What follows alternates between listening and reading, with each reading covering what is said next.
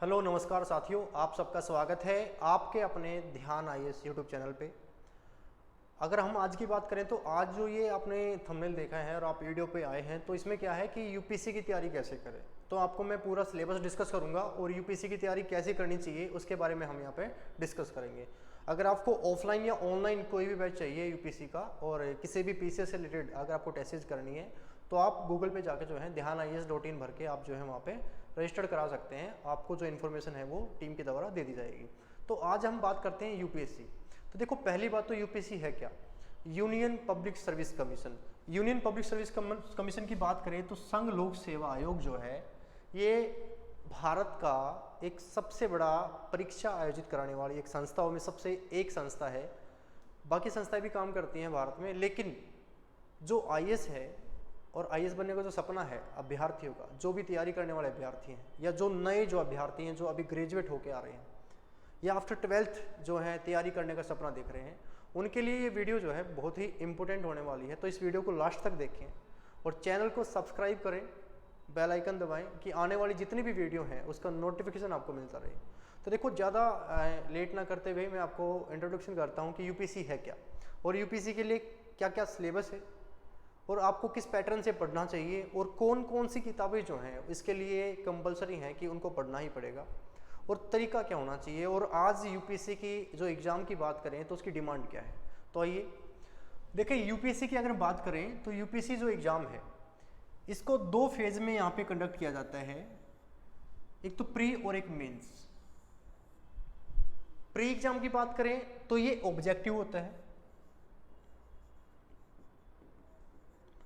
Pre exam की बात करें तो ये ऑब्जेक्टिव होगा और मेंस की बात करें तो ये सब्जेक्टिव होगा। इसके बाद आपका जो है एक पर्सनल जो इंटरव्यू जो प्रोग्राम है आपका वो होगा। तो हम तीनों फेज की बात करेंगे, किस फेज में क्या होगा, कौन सी किताब आपको पढ़नी है, इन सब के बारे में हम चर्चा करेंगे। तो सबसे पहले हम जान लेते हैं प्री। देखो, प्री के बारे में अगर हम जानते हैं तो यहाँ पर दो एग्जाम है आपका, जीएस का और सीसेट का। सीसेट की बात करें तो सिविल सर्विस एप्टीट्यूड टेस्ट। तो जैसे कि अगर हम देखें प्री के बारे में तो प्री जो एग्ज़ाम है ये ऑप्शन टाइप रहेगा, इसमें आपके 4 ऑप्शन होंगे और इसमें नेगेटिव मार्किंग का भी प्रावधान है। और जैसे ही सबसे इंपॉर्टेंट बात जो यूपीएससी एग्जाम में है वो आपकी एक्यूरेसी भी और आपको नेगेटिव मार्किंग से भी बचना है। तो कई तरीके की जो चीज़ें हैं वो इसमें काम आती हैं। तो स्मार्ट वर्क जो है, जो बच्चे पढ़ते भी हैं और साथ साथ में स्मार्ट वर्क करते हैं कि पेपर को किस तरीके से हैंडल किया जाए। तो मेन मुद्दा जो है कि वो पढ़ना ही नहीं है कि सिर्फ लगातार पढ़े जा रहे हो। पढ़ने से यूपीएससी नहीं होगा, पढ़ाई के साथ साथ आप क्वेश्चंस की प्रैक्टिस करोगे, क्वेश्चंस का लेवल देखोगे, पिछले 10 ईयर्स को देखेंगे कि कौन कौन से चेंजमेंट आ गए हैं। तो प्री जो है वो एक टफेस्ट एग्जाम में आता है, लेकिन इसको टफ बनाया गया किसके द्वारा? हमारे द्वारा ही। देखो, इसमें क्या होगा, इसका सोल्यूशन क्या है कि आपको हर एक चीज़ देखनी पड़ेगी। जैसे जीएस की बात करें हम, सीसेट की, तो ये टोटल 400 नंबर का आपका होगा, 400 मार्क्स का ये एग्जाम होगा, ऑप्शन टाइप रहेगा। तो अगर हम इसमें बात कर लेते हैं सबसे पहले सीसेट की, सिविल सर्विस एप्टीट्यूड टेस्ट। तो इसमें क्या है, ये जो पेपर जो है ये आपके एप्टीट्यूड को जांचने के लिए है। मतलब आपकी मैथ्स की जानकारी, आपकी जो केस सॉल्यूशन की बात है, केस स्टडी की बात है, तो केस स्टडी से रिलेटेड क्वेश्चन इसमें रहेंगे, रीजनिंग का पोर्शन इसमें रहेगा, हिंदी और इंग्लिश के पैसेज इसमें रहेंगे। तो आप इसको अच्छे से करके जाएं। अब सीसेट के लिए क्या होता है कि 33% जो है क्वालिफाई होता है। अगर आप इसमें क्वालिफाई कर पाए तो आपका जो जीएस का पेपर है उसको देखा जाएगा एग्जामिनर के द्वारा। नहीं तो जो है आप जो है 33% भी नहीं ले पाए तो आप जो है प्री में क्वालिफाई नहीं कर पाएंगे और आप मेंस नहीं दे सकते। तो सीसेट सबसे पहले कंपलसरी है ये और 33% मार्क्स इसमें लाना जरूरी है। हम बाद में ये भी पढ़ेंगे कि सीसेट के लिए क्या पढ़ना चाहिए। जीएस की बात करें तो जीएस की अगर हम बात करें तो इसमें आपके political science, geography, economics, environment, biodiversity, science and tech and current affair. तो करंट अफेयर का बहुत बड़ा रोल है। यूपीएससी क्या करती है कि करंट अफेयर को जो है कनेक्ट करती है किसी न किसी सब्जेक्ट के। आपका जो जीएस का सब्जेक्ट है कोई भी, जैसे हिस्ट्री, तो हिस्ट्री से करंट अफेयर को टच कर दिया, ज्योग्राफी को करंट अफेयर से टच कर दिया, तो टच करके जो है कनेक्ट करके क्वेश्चन पूछे जा रहे हैं। इसलिए आपका करंट अफेयर पे भी उतनी ही ज़्यादा पकड़ आपकी होनी चाहिए जितनी आप किसी सब्जेक्ट पे कर रहे हैं। और प्रैक्टिस बहुत ज़रूरी है। किसी भी एग्जाम के लिए प्रैक्टिस का होना बहुत जरूरी है। बिना प्रैक्टिस के आप कोई भी एग्जाम क्रैक नहीं कर सकते। तो यूपीएससी में तो आपको और ज़्यादा प्रैक्टिस करनी पड़ेगी। तो इस प्रकार से ये 2 एग्जाम होंगे। अगर हम बात करें आगे, जैसे मेंस में, मेंस 1750 नंबर का रहेगा। कितने नंबर का? 1750 नंबर का। इसमें भी जीएस का रोल है। जैसे जीएस 1 ये भी 250 नंबर का पेपर होगा, जीएस 2 ये भी 250 नंबर का पेपर होगा, और जीएस 3 ये भी 250 नंबर का होगा, और जीएस 4। अगर हम टोटल देखें तो 1000 नंबर के जीएस, 1000 की जो जीएस आएगी आपकी। तो जीएस को यहाँ पे अगर बात करें मेंस में, तो ये सब्जेक्टिव है, वो ऑप्शन टाइप था। वहाँ पे जो कट ऑफ लगेगी वो सिर्फ किस पे लगेगी? सिर्फ जीएस पर। जीएस में आपके अच्छे नंबर हैं तो आपकी जो मेंस में जाने के चांसेस वो ज़्यादा हैं। तो 4 पेपर यहाँ पे आपके जीएस के होने वाले हैं, जीएस 1, 2, 3 और 4। जीएस 1 में भी क्या है, सिलेबस को बांटा गया है, जैसे world geography, Indian geography, world history, Indian history. तो सारी चीज़ों को अगर हम देखें तो यहाँ पे ज्योग्राफी को भी यहाँ पे ऐड कर दिया है, हिस्ट्री को भी यहाँ पे ऐड कर दिया है। लेकिन मैं आपको बता दूँ, जब आप प्री एग्जाम दोगे, जब आपकी प्रारंभिक परीक्षा होगी, तो उसमें जो जीएस होगा उसमें जो हिस्ट्री का पार्ट होगा, तो वहाँ पे इंडियन हिस्ट्री आपसे पूछी जाएगी, वर्ल्ड हिस्ट्री को वहाँ पे नहीं बताया गया है। यूपीएससी हमेशा सिलेबस डिसाइड करता है, उस सिलेबस से ही क्वेश्चन पूछता है। बस ये है कि जो भी घटनाएं वर्तमान में हो रही हैं उनको वो टच करता है, इसलिए हमें लगता है कि पेपर बाहर से आया है। कोई भी चीज़ बाहर से नहीं आती, हर चीज़ कहीं ना कहीं किसी को कनेक्ट करती है।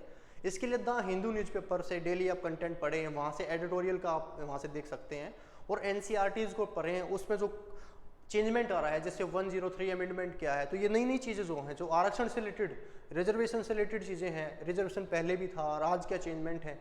जैसे सिटीजनशिप के ऊपर देखें आप, CAA आया था, तो 2019 में जो बिल आया था, पहले इससे पहले कितने अमेंडमेंट हो चुके हैं, तो कहीं ना कहीं पॉलिटिकल को करंट अफेयर से टच कर दिया। इसी को ही यूपीएससी कहते हैं, और यूपीएससी हमेशा इस सिद्धांत पे चल रहा है। पिछले 6 साल से ऐसा ही लगातार पेपर का लेवल बढ़ रहा है, तो करंट अफेयर को आप हल्के में ना लें। अगर हम बात करें इनकी, इस प्रकार से सिलेबस बांट दिया गया है। पॉलिटिकल साइंस की बात करें, यहाँ पे हम पॉलिटी की बात करें, कॉन्स्टिट्यूशन की बात करें, सोशल जस्टिस की बात करें, सामाजिक न्याय की बात करें, IR की बात करें, इंटरनल सिक्योरिटी की बात करें, तो ये सारे के सारे कहीं ना कहीं जो एग्जाम्स में आते हैं सब्जेक्ट, वो पेपर 2 में आएंगे। 3 में देखेंगे आप, इकोनॉमिक्स का रोल रहेगा, साइंस एंड टेक्नोलॉजी को पूछा जाएगा, तो पेपर 3 जो है वो इम्पोर्टेंट है। इसके लिए भी कौन कौन सी किताबें पढ़नी है मैं आपको बताऊंगा। 4th पेपर जो है हमारा है इथिक्स का, इथिक्स एंड एप्टीट्यूड, इंटीग्रिटी की बात है, सत्यनिष्ठा, अभिरुचि, करुणा, दया, भावना, एक सिविल सेवक के क्या क्या गुण होने चाहिए, इन सभी चीज़ों पे हम काम करेंगे। तो इसके लिए कौन कौन सी किताबें आपको पढ़नी है, किस प्रकार से चीज़ें जाननी है, तो उस पर सब पे काम करेंगे। और चारों सब्जेक्ट जो हैं ये आपके इम्पोर्टेंट हैं। जैसे अगर बात करें, हमने ज्योग्राफी की बात करी, हिस्ट्री की बात करी, पॉलिटिकल साइंस की बात करी, इकोनॉमिक्स की बात करी, ये जो पोर्शन है ना, ये मेन कोर एरिया है। प्लस में करंट अफेयर को ऐड कर लेते हैं तो इसको हम कंप्लीट कर पाते हैं। तो चारों जो सब्जेक्ट, और चारों को अलग अलग पेपर में डिवाइड करके पूछा जाएगा। तो जीएस का कोई भी सब्जेक्ट जो है यहाँ पे बचता नहीं है, कंप्लीटली डिटेल में आपसे पूछा जाएगा। आगे अगर हम देखते हैं तो एक आपसे ऐसे लिखा जाएगा निबंध, ये भी 250 नंबर का होगा, लेकिन इसमें क्या होगा कि 2 पार्ट्स में बांट देंगे, 125 और 125, पेपर 1 और पेपर 2, मतलब 2 भाग में बांट के जो है उसी में आपको 250 को अगर हम डिवाइड कर देंगे तो 125 करके 2 आपसे ऐसे लिखवाए जाएंगे। तो यहाँ पे आपको 2 निबंध लिखने हैं, 1 निबंध नहीं लिखना है। उसके बाद करें आपके ऑप्शनल सब्जेक्ट की बात, आपका कोई भी विषय आप चूज कर सकते हैं जिसमें आपकी अच्छी अभिरुचि है। ऑप्शनल लेने से पहले आपको क्या देखना है कि आपका उसमें इंटरेस्ट कितना है। किसी के बोलने से, किसी के कहने से और कुछ सिलेक्शंस देखने से हम किसी ऑप्शनल सब्जेक्ट को डिसाइड करेंगे, ये कहीं ना कहीं हमारे लिए गलत होगा आगे चल के, और हमारा सिलेक्शन नहीं होगा। इसलिए क्या होना चाहिए कि आपको वो सब्जेक्ट यहाँ पे लाना चाहिए, क्योंकि बहुत बड़ा रोल प्ले करता है आपके रैंक में, आपके यूपीएससी के फाइनल सिलेक्शन में। आपका जो वैकल्पिक विषय और आपका जो ऑप्शनल सब्जेक्ट है उसका बहुत बड़ा रोल है, क्योंकि ये 500 नंबर जो है इसके अंदर है। इसको भी 2 भागों में बांट के लिया गया है, पेपर 1 250 नंबर, पेपर 2। ये इसलिए बांटा गया है कि पूर्ण रूप से सब्जेक्ट का कोई भी ऐसा पार्ट ना बचे जो आपसे नहीं पूछा गया है। कंप्लीट जो है आपसे पूरे सब्जेक्ट के हर विषय को, हर सब्जेक्ट को, हर पॉइंट को पूछा जाएगा। तो 2 भाग में डिवाइड करेंगे। तो ऑप्शनल सब्जेक्ट जो है ये जरूरी है। दो लैंग्वेज पेपर होते हैं, लैंग्वेज पेपर, इनका मेरिट से कोई लेना देना नहीं है। 300 नंबर के दो एग्जाम होंगे, 300 के, ये आपके वैसे ही क्वालिफाई हैं जैसे सी सेट में, जैसे हमने प्री की बात करी थी। तो ये लैंग्वेज पेपर है, तो आपकी हिंदी और इंग्लिश पे भी कमांड इतनी अच्छी होनी चाहिए कि आप जो है, क्योंकि आप एक प्रशासनिक अधिकारी बनने जा रहे हैं, IAS अधिकारी बनने जा रहे हैं, तो आपकी हिंदी और इंग्लिश जो लैंग्वेज है वो अच्छी होनी चाहिए। तो ये तो मेंस का पैटर्न है। लेकिन हम मेंस के कट ऑफ की बात करेंगे। अगर हम मेंस के कट ऑफ की बात करें तो मेंस की जो कट ऑफ रहती है वो 1750 में तो मेंस रह गया, इससे आपकी कट ऑफ लगेगी। 300 के जो दो पेपर थे वहां से कोई लेना देना नहीं है, उससे कट ऑफ नहीं लगेगी, वो आपके क्वालिफाई हैं। और लैंग्वेज पेपर है, वो आपकी हिंदी और अंग्रेजी भाषा में कितनी पकड़ आप रखते हैं उसके लिए बताए गए हैं। प्लस में जो है आपका 275 मार्क्स का आपका इंटरव्यू होगा। दोनों को मिलाकर अगर हम दोनों को मिलाएं तो 2025 नंबर जो है कंप्लीट रहेंगे और उसमें से आपका फाइनल सिलेक्शन होगा। इसमें जो है आपका कंप्लीट जो है एक फाइनल कट ऑफ लगेगी और इसमें आप डिसाइड करेंगे कि आपको IAS मिला है, IPS मिला है, तो जितने ज़्यादा आपके मार्क्स रहेंगे उस हिसाब से आपको जो है आपने जो चॉइस करा है, जो भरा है, वो आपको मिलेगा। तो ये तो क्या होगा, एक तो सिलेबस का डिस्कस कर लिया हमने। अब सिलेबस का डिस्कस करने से ही नहीं है कि बहुत से बच्चों को यही रहता है कि क्या पढ़ें क्या ना पढ़ें, शुरुआत कैसे करें। तो जो आफ्टर 12th हैं या जो नए बच्चे हैं जो दोबारा से नई तरीके से तैयारी शुरू कर रहे हैं, उनको क्या क्या पढ़ना चाहिए। तो पहली बात तो क्या है कि आपको GS को अलग डिवाइड करके अलग अलग पोर्शन में देखना होगा। जैसे हम बात करें पॉलिटी की, भारतीय संविधान एवं राज्य व्यवस्था की, इंडियन कॉन्स्टिट्यूशन एंड पॉलिटी, इसके लिए एक सिंपल सी जो चीज़ें हैं, लक्ष्मीकांत की जो है 6th एडिशन है, जो रिवाइज्ड आया हुआ है नया, उसको आप ले लें। लक्ष्मीकांत का जो 6th रिवाइज्ड एडिशन आया है, वो जो किताब है वो रामायण है। और पॉलिटिकल और पॉलिटी की बात करें हम, इंडियन कॉन्स्टिट्यूशन की बात करें हम, तो यहाँ से जो है आपको जो बेस है और आपके जो UPSC के जो डिमांड है, जो क्वेश्चन की डिमांड है, वो पूरी होगी। तो इसको भी आप देख सकते हैं। और लक्ष्मीकांत की किताब जो है, ये हर प्रत्येक वो बच्चा उसके पास ये किताब होनी चाहिए जो UPSC की तैयारी कर रहा है और जो करना चाह रहा है। प्लस में इसके साथ आप क्या कर सकते हैं, महेश कुमार बर्णवाल की किताब आती है, महेश कुमार बर्णवाल।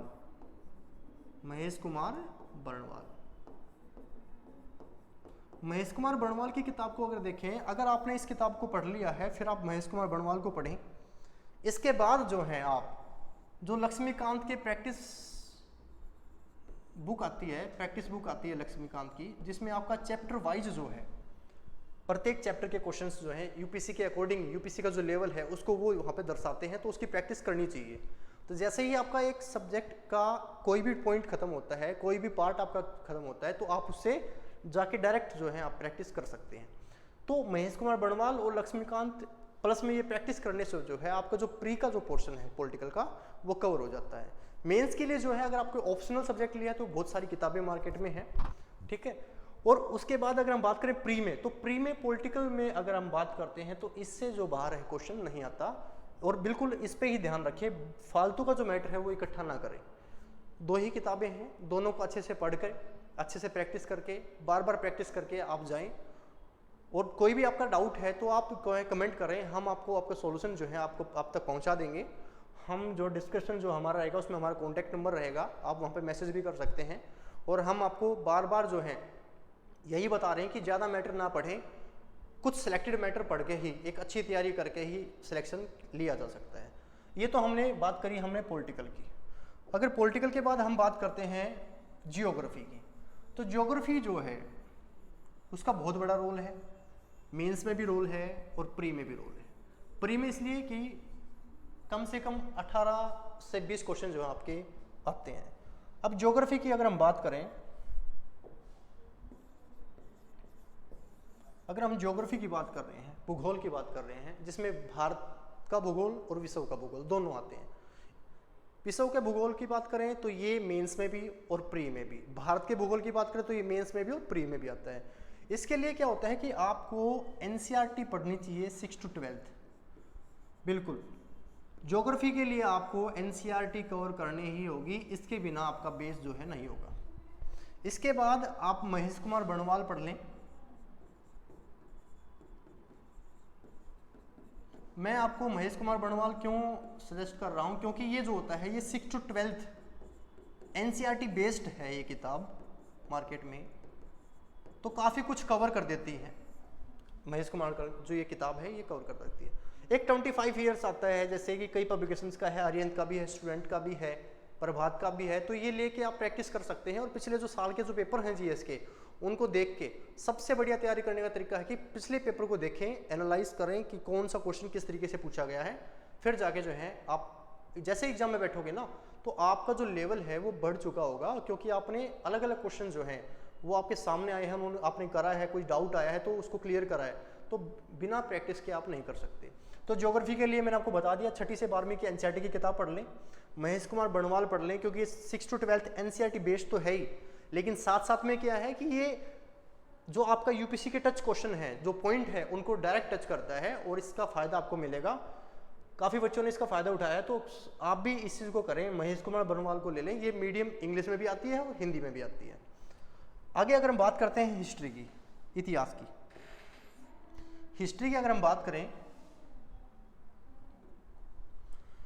तो हिस्ट्री में आपका मेन जो पार्ट रहता है वो 3 तरीके से आपको पूछा जाता है। एक तो आपका प्राचीन भारत, एंशियंट प्राचीन भारत,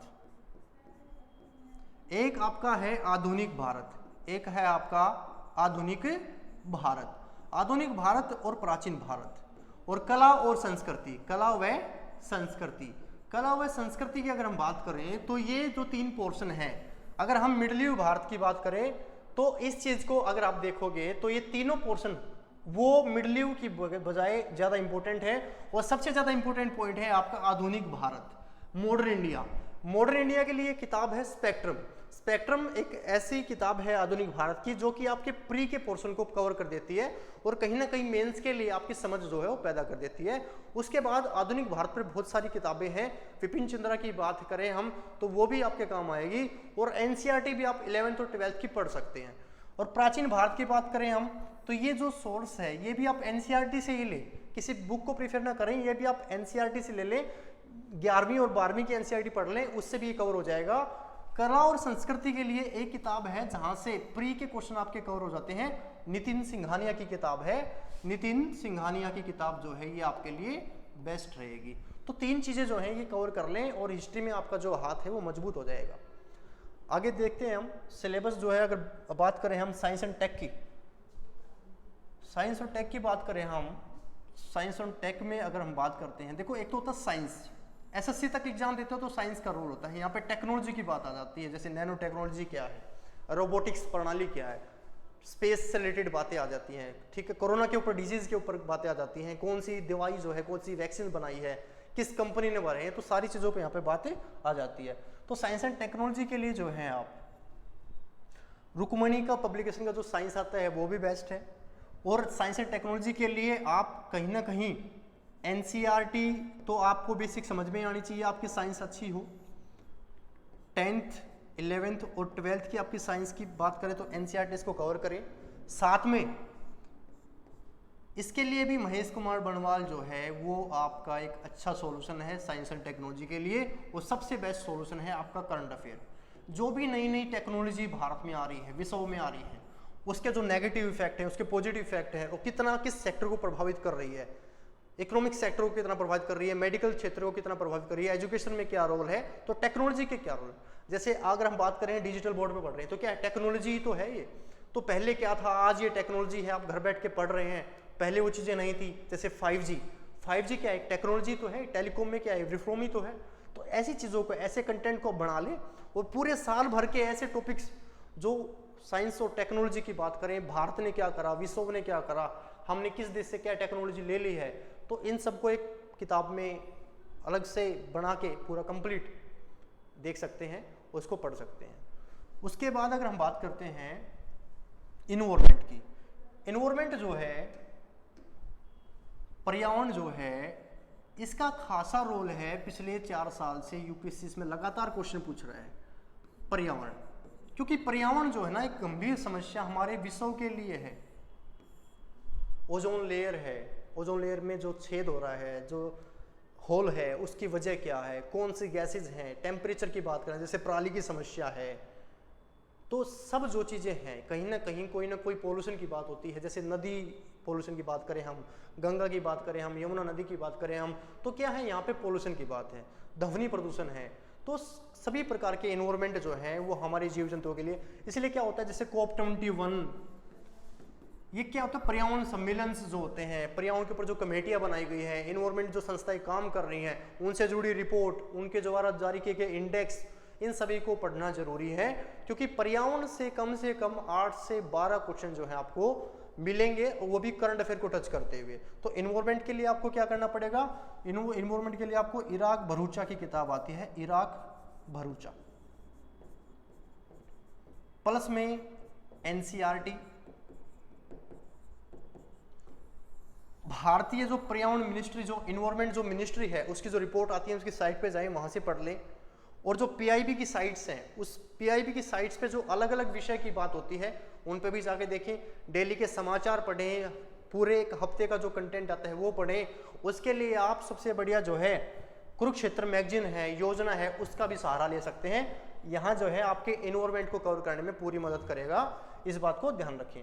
नेक्स्ट हमारा जो सबसे लास्ट पोर्शन बचता है करंट अफेयर। अगर हम करंट अफेयर की बात करें तो सबसे इंपॉर्टेंट करंट अफेयर पॉइंट माना जाता है, अगर आपको यूपीसी में प्री की बात करें तो 50% में तो सारे सब्जेक्ट आ जाएंगे आपके, कंप्लीट जीएस प्लस में करंट अफेयर। जनरल अवेयरनेस की बात करें तो करंट अफेयर को टच करके पूछा जाता है, जैसे कोई भी आपका पॉलिटिकल मुद्दा है जो पहले था उसमें क्या सुधार हुआ, कोई ज्योग्राफी का मुद्दा है उसमें क्या सुधार हुआ, सरकार ने क्या करा, गवर्नमेंट ने क्या करा, नई पॉलिसीज आई, नया अमेंडमेंट हुआ, सुप्रीम कोर्ट ने क्या डिसीजन दिया। तो करंट अफेयर का बहुत बड़ा रोल है। करंट अफेयर के लिए सबसे बढ़िया क्या है कि आपको डेली जो है न्यूज़पेपर पढ़ने की आदत आपको डाल लेनी है। अगर आप हिंदी मीडियम से तैयारी कर रहे हैं तो दैनिक जागरण का राष्ट्रीय संस्करण पढ़ सकते हैं, राष्ट्रीय संस्करण दैनिक जागरण का। अगर आप बात कर रहे हैं आप इंग्लिश मीडियम की है तो आपको द हिंदू पढ़ना चाहिए, टाइम्स ऑफ इंडिया पढ़ना चाहिए। तो तीनों जो न्यूज़पेपर हैं ये दोनों लैंग्वेज के लिए मैंने बता दिए हैं, आप पढ़ सकते हैं आसानी से। इससे आपकी वोकैब भी अच्छी होगी, जिसका फायदा आपको सीसेट में भी मिलेगा, पैसेज पढ़ने में भी आपको डायरेक्ट कई बार जो है द हिंदू से डायरेक्ट पैसेज आपके आ जाते हैं। और करंट अफेयर के लिए आपको क्या है, कहीं ना कहीं ऑफिशियल जो डाटा है गवर्नमेंट का उस पर फोकस करना चाहिए, और जो स्कीम्स है गवर्नमेंट की, जो गवर्नमेंट की योजनाएं हैं, जो गवर्नमेंट की स्कीम है उनके ऊपर भी जाके आपको फोकस करना चाहिए। और करंट अफेयर कम से कम आपका जो है 2 साल का कवर हो, पिछले 2 साल का जो करंट अफेयर है आपका वो आपका कवर होना चाहिए। अगर 2 साल का करंट अफेयर आपका कवर है तो आप कहीं ना कहीं अच्छा कर पाओगे प्री और मेंस में भी, क्योंकि प्री के साथ साथ मेंस में भी बहुत बड़ा रोल है। तो यूपीसी की तैयारी करने वाले जितने भी स्टूडेंट्स हैं, अगर आपको एक अच्छी तैयारी करनी है, एक अच्छा मार्गदर्शन चाहिए, तो आप हमसे कांटेक्ट कर सकते हैं। ध्यान आईएएस जो है एक ही छत के नीचे आपके हर सॉल्यूशन को प्रोवाइड करेगा, और हमारा कंटेंट, हमारे क्लास नोट्स, हमारा स्टडी मटेरियल सब कुछ जो है आपको मिल जाएगा। और डेली जो है आपको ध्यान आईएएस पे करंट अफेयर की क्लासेज, एनवायरमेंट से रिलेटेड कोई टॉपिक्स है आपका, तो प्रत्येक दिन आपको क्या है नई नई जो विषय की जानकारी आपको मिलती रहेगी। और आप अगर यूपीसी की तैयारी करना चाहते हैं, अगर आप ऑफलाइन तैयारी करना चाहते हैं तो ऑफलाइन के लिए भी और ऑनलाइन के लिए भी, तो हमारे जो बहादुरगढ़ शहर में जो है ये ध्यान आईएएस की ब्रांच है, और यहाँ पे काफ़ी अच्छी फैकल्टी जो है काम कर रही है। अगर आपको कोई भी समस्या है तो आप घर बैठे भी जो है इस चीज़ को देख सकते हैं, प्रोवाइड कर सकते हैं। हमारी डेमो क्लासेस जो है वो लगातार चलती रहती हैं, यूट्यूब पर भी जाके आप जो है चीज़ें देख सकते हैं। और अभी तक जिसने भी चैनल को सब्सक्राइब नहीं करा है और अच्छी जानकारी चाहिए आपको, तो चैनल के साथ जुड़ें, और आपके जो डाउट्स हैं, आपकी जो समस्याएं हैं, स्टडी से रिलेटेड कोई बात है, नोट्स से रिलेटेड कोई बात है, तो सभी बातों का सॉल्यूशन जो है आपको इस चैनल पर मिलेगा। तो चैनल को सब्सक्राइब करें, बेल आइकन दबाएं। आज के लिए इतना ही, धन्यवाद।